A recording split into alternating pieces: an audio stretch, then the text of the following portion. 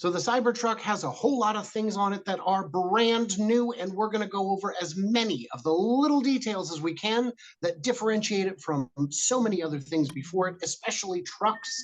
I'm Brian. Welcome to My Tesla Weekend. Joined with me, as sometimes is, the magnificent Randy. Felt face. Nope, that's a purple puppet I'm thinking of. But he's wonderful too. You should check them both out. Randy Kirk on his channel, link in the description, all that good stuff. And randyfeltface.com, he is a very funny puppet. It's a separate matter. The Cybertruck, Randy, starting at the nose, we've got a bumper camera. A bumper camera, yeah. That's new. Yeah. It's great because you can't see obstacles. You can't see a child mannequin just in front of your car on a skateboard, which I'm sure Clown O'Dan would be very sad by. So that's new. Do you like it? I think it's a very good idea. I have had many vehicles over the years that you could not see the mannequin in front of your car. I don't know if you've ever driven a 65 Eldorado or something like that. I've driven I owned a 72 Eldorado. There you go. So yeah, it's a land yacht. It is you could play ping pong on that hood, and I think it'd be too big for regulation. And the thing is, again, with Dan O'Dowd, I don't trust anybody who owns that many mannequins. And he says, oh, I had to drive all over town to get them. But let's be honest, he knew where to go. So moving back from there, we have a frunk. That's not entirely unique. But among pickup trucks, that's a thing that's only existed for about a year now. There are only 3 trucks on the market, unless you include the Hummer, which even GM doesn't seem to. A frunk is useful. That's a good place to put your tools. And this frunk has a drain in it, so you can use it for frunking. Well, it's great because you can put you can clean it out with a hose. You can hose out your muddy boot prints. The Lightning also has drain plugs because theirs can be used as a cooler, but that's just because they repurposed an old truck chassis into an EV. The benefit here is that you get a smaller frunk and a larger bed. I'd rather have that. Yes. And I'd rather be closer to obstacles, have better visibility. What else is new on the front that you're thinking of? Let's talk about the skin. Tell me about that. Well, the skin is, of course, it's like the thing, right? I mean, it's really kind of the reason to differentiate the truck from every other truck was the whole idea of what did his son ask him? How come the future doesn't look like the future? So that resulted in, okay, if it's going to look like the future, and then once you get to the idea of stainless steel, then all of a sudden, okay, why? Because we're not going to just do this because a 4-year-old or whoever, I don't know which son said it, but just because a son asked that question, you're not going to completely change the structure, et cetera, of a car just to accomplish that. You need some other reasons. Well, the list of reasons for stainless steel, now we know, just go on and on and on. I mean, structural exoskeleton, no paint shop, et cetera, lower costs, bulletproof, titanium aero-proof, not going to scratch when you take it off-road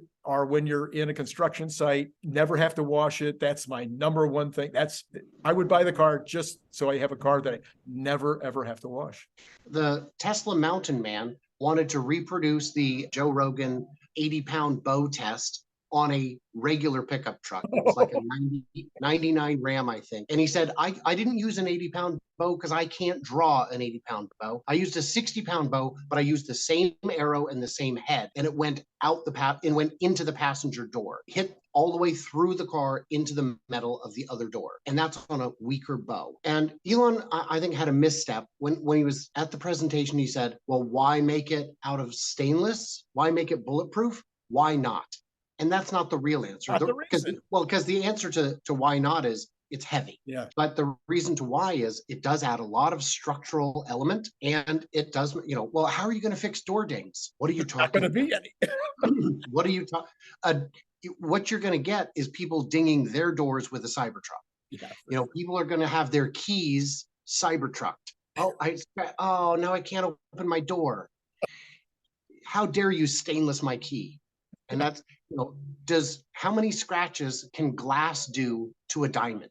The answer is none. Yes. And if you're using it off-road to a degree that it's going to get damaged, your steel truck would have been destroyed. Your paint would be left in the brush. Then we've got the air suspension, not a common feature. You've got 14 inches of travel. You've got comfort mode to get in and out. And that's great for grandma, because grandmas are going to buy this. I can tell you right now. I know grandmas who have their orders in. I do too. I do too. And I know, smaller folks like myself who have also deep, deep interest in this, where they would not necessarily buy another truck. But also then you've got fantastic ground clearance, 17 inches of true ground clearance. And the Lightning, we looked at a chart yesterday that had, I think it said something very anemic, like 11 or 12 inches, because it's got mechanisms that hang down that you will get hung up on.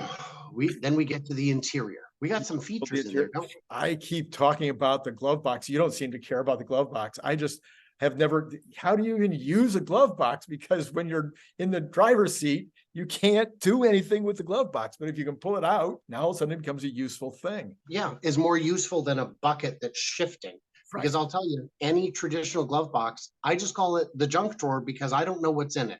No, if I were to get pulled over, I would be pulling out 5 years of registration and insurance documents before I finally find the right one. It's in there. I know it's in there. And the whole time you're going, oh, I forgot I had this. Now, there's also another thing. One of the other things that nobody's talking about in the interior is that the dash is large enough to land a 747. So nobody else has that. Well, I assume people will put all their Christmas decorations up there. Probably. Yeah. Little army of plastic soldiers. Yeah. And if you've got a 2-3 hour drive to get to Christmas, you can bake the ham. Right there. Put it right there. That's going to be helpful. a little bunch of army men. That's a very good idea, or at least an idea. On the interior, you've got the back seats are not just fold up. I've seen that before, but I've never seen comfortable seats that do. Yeah. These appear to be real seats that are actually of sufficient comfort that you would not be mad to be stuck back there.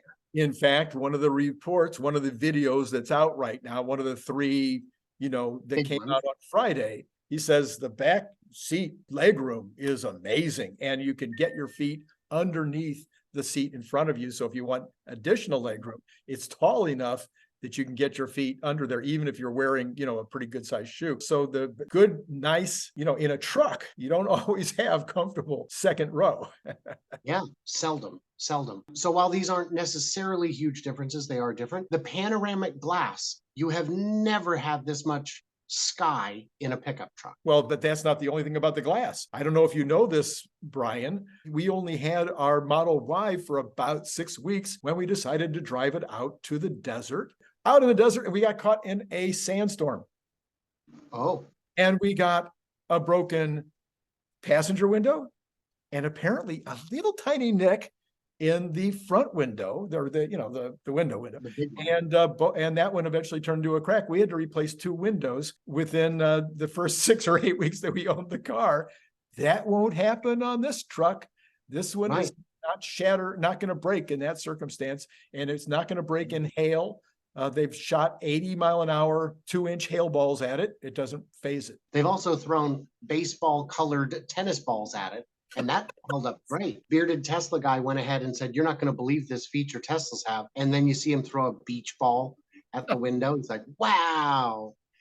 He's very funny. I've met him in person. He's wonderful. And he's actually going to be out at our event in Michigan in June. So I'm looking forward to seeing him again then. So still on the interior, I feel like there's more. It's got rear seat infotainment. Yes. Well, just the front. First of all, let's not forget, what makes Tesla. The infotainment center. Yeah. I mean, it is a bigger screen than they've ever had before on the front screen, and it does everything. I mean, it does things that nobody would have ever thought of before, and those are not available on trucks. Nothing like the Tesla infotainment. I mean, there's nothing that comes close to it. Outside of Tesla, I've never seen an infotainment system that works as well. And we're still just inside and there's so many more. Then there's the rolling tonneau in the back. Hopefully that continues to work. Locking. And you're 300 pounds, you can stand on it. So if you want to keep your tools safe, you put them in your sub vault, and then you lock your tonneau, and then you put on Sentry mode, which other trucks, I think Ford is coming out with something similar to Sentry Mode, but the things that come included for free at that $70,000 price point, $80,000 price point, are usually add-ons. Blue Cruise costs extra and is not as good as Autopilot. So in the comments, what I'm wanting to know from you folks is, what are the features that you're excited about? What did we not mention? What are the little things we forgot to bring up? The fact that there's no door handles, is that good or bad? The sound system is the sort of thing that's so good they can't demonstrate it on the YouTube because it's only as good as your speakers. So what did we miss? What do we misunderstand? Leave it in them comments below. Everybody else, like, subscribe, do the usual things. Head over to the Randy Kirk channel and give him some love, as I always do. And stay tuned, stay juicy, and I can't wait to hear from you clever robots from your Cybertruck.